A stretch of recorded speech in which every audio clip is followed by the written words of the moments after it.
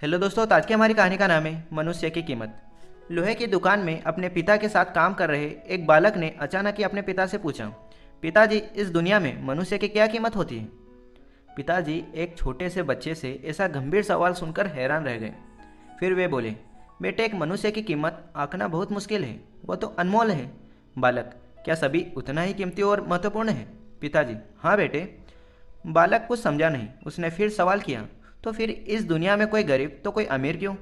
किसी की कम रिस्पेक्ट तो किसी की ज़्यादा क्यों? सवाल सुनकर पिताजी कुछ देर तक शांत रहे और फिर बालक से स्टोर रूम में पड़ा एक लोहे का रोड लाने को कहा।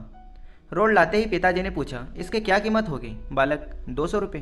पिताजी, अगर मैं इसके बहुत से छोटे छोटे कील बना दूं तो इसकी क्या कीमत हो जाएगी? बालक कुछ देर तक सोचकर बोला, तब यह तो महंगा बिकेगा और लगभग 1000 रुपये का।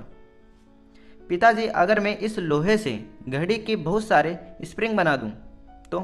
बालक कुछ देर तक गणना करता रहा और फिर एकदम से उत्साहित होकर बोला, तब तो इसकी कीमत बहुत ज़्यादा हो जाएगी। फिर पिताजी उसे समझाते हुए बोले, ठीक इसी तरह मनुष्य की कीमत इसमें नहीं है कि अभी वो क्या है, बल्कि इसमें है कि वह अपने आप को क्या बना सकता है।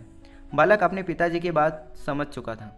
तो दोस्तों, अक्सर हम अपनी सही कीमत आंकने में गलती कर देते हैं। हम अपनी प्रेजेंट स्टेटस को देखकर अपने आप को वैल्यूलेस समझने लगते हैं, लेकिन हमें हमेशा अथाह शक्ति होती है। हमारा जीवन हमेशा संभावनाओं से भरा होता है। हमारी जीवन में कई बार की स्थिति में अच्छी नहीं होती, पर इससे हमारी वैल्यू कम नहीं होती।